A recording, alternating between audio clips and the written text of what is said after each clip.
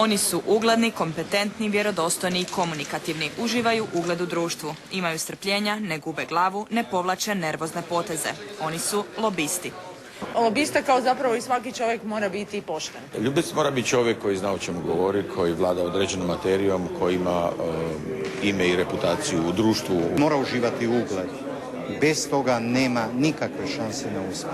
Hrvatsko društvo lobista nova je nevladina neprofitna udruga s 40-ak članova. Prva je strukovna udruga u Hrvatskoj i jugoistočnoj Europi koja okuplja osobe koje se profesionalno bave lobiranjem.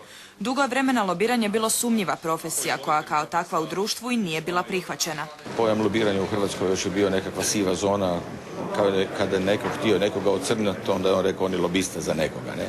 To je jedna časna profesija, njome se bave ljudi od imena i od znanja i mislim da bi morali mi kao društvo prihvatiti potrebu za takvim vrstom djelatnošću. Očekujemo da će biti donijet zakon o lobiranju, da će biti uveden obvezatni registar lobiranja, da ćemo educirati mlade ljude u Bruxellesu koji žele lobirati i u Hrvatskoj i u regiji i ponudit ćemo hrvatskoj vladi besplatnu pomoć u lobiranju. U Europi je lobiranje danas cijenjena dobro definirana profesija koja ima svoje zakonitosti i koja pridonosi kvaliteti donesenih odluka.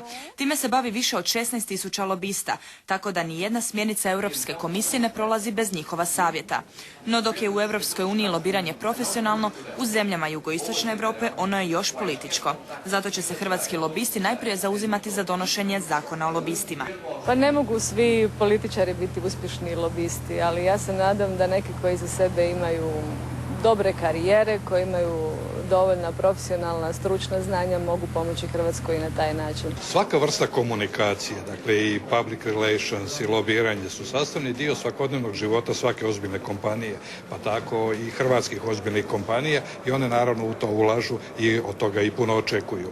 Jer i lobiranje i komunikacije, korporativno komuniciranje, public relations pridonose ostvarivanju strateških ciljeva svake kompanije. Bez toga se jednostavno ne može. Obrtnici, svi poduzetnici, mali i veliki, znači Hrvatska gospodarska komora i Hrvatska obrtnička komora će morati imati svoje ljude i tražiti mjesta da se za njih lobira, jer se u Europi, prije ulaska u Europsku uniju, treba jako puno napraviti u gospodarskom smislu.